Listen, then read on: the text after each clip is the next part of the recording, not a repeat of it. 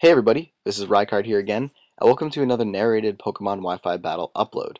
Today's battle is an RU match that I had against an opponent by the name of Santi03, and this is actually the last battle that I have backed up from the last time I was actually able to do Wi-Fi battles. So starting the next battle that I upload, those are actually all going to be more recent battles that I've been having over the past few days and will continue to have from now on. But just to talk a little bit about the team that I'm using my super weird Gallade that has Will-O-Wisp and Confuse Ray. I figured that'd be fun to bring, and I thought when I made the team, um, taking a look at its weaknesses and resistances, that it actually worked out pretty well to bring this thing, so I thought that would be a lot of fun.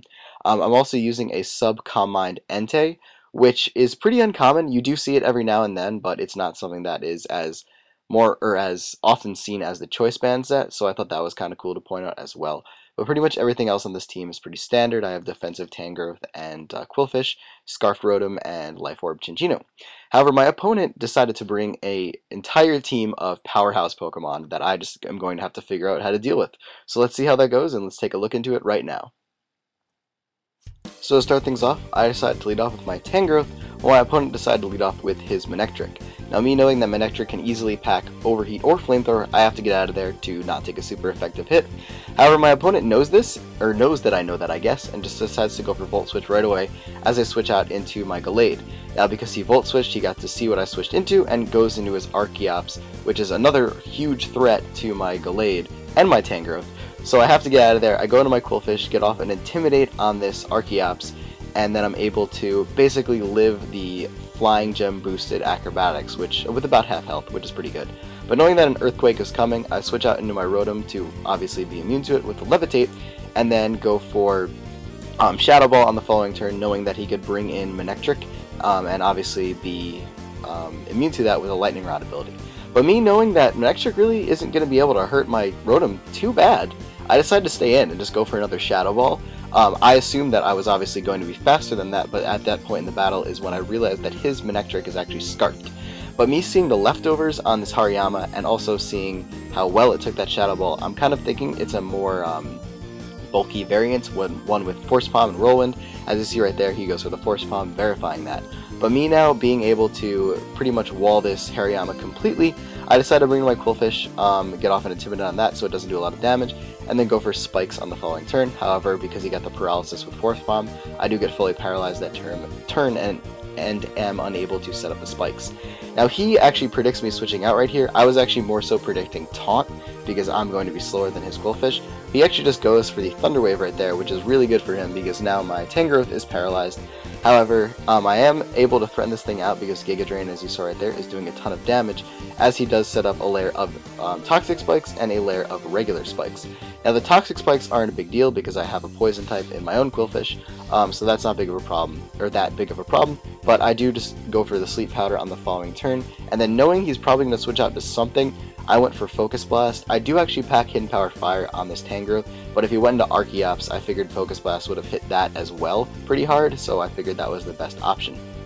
Now, I go into my Quillfish here to get the Intimidate off on the Escavalier, and then he just goes for Mega Horn and takes it out. So now, I don't have my Quillfish anymore, which kind of sucks because I don't have a really good way of dealing with a lot of the physical attackers he has on his team, but I do have my Gallade. So he's at -1 from the Intimidate, and now he's at -3 from the Burn. But that Mega Horn, as you saw right there, still does a crap load of damage. So he's obviously a banded Escavalier, but I can't stay in because I'm going to die. Even though I do have Drain Punch, I don't want to take that hit. So I switch out into my Entei now, as this freaking Escavalier is just hitting everything really hard. I do have the Resist though, and now because he's basically at -3, so to speak, I'm able to just bring in my Entei and take that very well. But me now knowing that I could probably kill this thing if I just go for a Lava Plume, I might as well. So I do that first, and I'm able to get off a little bit of damage on this Quillfish. I do get a critical hit, which is really nice for me, but it's not that big of a deal. But seeing as this Quillfish is asleep, and this is a sub-Calm Mind Entei, I'm just like, well, I can sub here for free right now, because he obviously cannot hurt me. But as soon as I go for sub, my opponent actually switches out into his Hariyama. It obviously has thick fat to resist the Lava Plume, and it also has Whirlwind, so even though I went behind a sub, he's going to take this he's going to be able to take this Lava Plume really well and just Whirlwind me out of the sub, which kind of sucks, but whatever. I was hoping I was going to get a burn there maybe, which would have helped, but it doesn't really matter that much in the long run. But seeing as his Hariyama's here, and my Tangrowth is obviously a physical wall, his Hariyama can't really hurt me that bad, so I'm free to just go for a another attack on this turn. I opt for Giga Drain, obviously, for the recovery, and I figured that would have hit the Hariyama the hardest. But here, now that his Quillfish is dead, he's free to bring in pretty much anything on his team because everything on his team has a super effective hit against my Tangrowth. He decides to bring in his Magmortar though, and it turns out this is actually a Magmortar with Substitute, which now really sucks because I'm like, I don't know how I'm going to do this. So I'm thinking that I can break his sub with 2 Lava Plumes. I'm hoping that I can. He just goes for Thunderbolt here behind the sub. It's obviously going to do a pretty good amount of damage. Doesn't kill Entei though, because Entei is just naturally awesome because it's a legendary Pokemon, so it has high stats all around. Luckily though, I am actually able to break the sub with 2 Lava Plumes. I don't know what the actual damage variation on that had to be for me to break it. I'm not super invested in special attack. As you see, I'm very invested in HP and speed on this thing, so I really don't know. But I'm freely able to bring in my Cinccino now, threaten it out with a Rock Blast. I go for that, luckily it hits as he switches out into his Escavalier, but because of Rock Blast and burn damage, I'm able to actually take out this Escavalier, which is really nice for me because that thing has been trucking through my team so far, and I definitely did not want to deal with it. But he goes into his Manectric right now, and me thinking I could live a Volt Switch if he wanted to predict it, just stay in. He actually does go for that, which is really nice for me, as I go for the Tail Slap, which is also really good because now I'm able to do a ton of damage to this Hariyama. Now, me not wanting to risk missing a Tail Slap, I decided to go for the Grass-type move on my Cinccino, which I thought was Bullet Seed, but I actually put Seed Bomb on it. It does learn both of these though, so this isn't illegal. You just wouldn't use Seed Bomb on Cinccino. Either way though, it does about half, and me knowing that Tail Slap is actually more powerful than Seed Bomb, I go for that there in case he wanted to switch. I knew it was going to kill the Archeops anyway, so I wanted to hit whatever he might have switched into for the most possible damage. Luckily it still kills, so that's really great. But at this point, we both just bring in our Scarfers. He decides to go for the Volt Switch first. I can't risk going for Volt Switch though, because if he stays in and predicts that, I obviously just give him a +1 attack boost. So I have to go for Shadow Ball, which kind of sucks. And then he brings his Manectric back in, and at this point in the battle, I'm just like, he probably has Overheat or Flamethrower, I don't really know what to do. So I leave my Rotom in, which turns out to be the stupidest decision ever, which I will talk about later. But either way, I go into my my Tangrowth, thinking I could live a -2 Overheat, right? So I do go for Giga Drain, and unfortunately, I get the Paralysis. Which is what happens, it's why you use Thunder Wave, that's what it's there for, I'm not going to complain about it. But it still kind of sucked in that moment. So here, I'm just like, well, he's -4 now, maybe I can live this. I might as well just get up the Regenerator, and I actually live a -4 Overheat with like 14 HP or whatever that was right there. So I'm like, you know what, I could probably live this one too now that he's -6. So I live with 4, Drain Punch it, and get a ton of health back.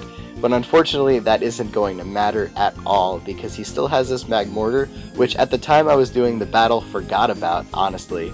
And he's actually able to just Flamethrower me there.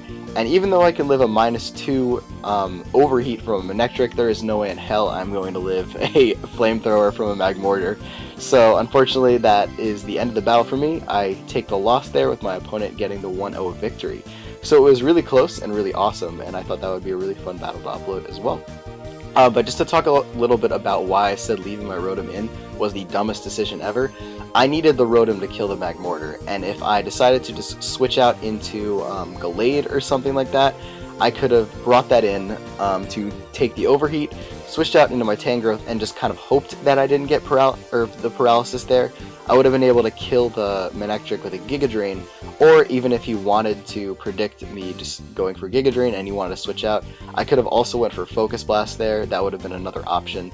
Going for Sleep Powder might not have been the best though, just because he could have had Vital Spirit on his Magmortar if he switched out into that.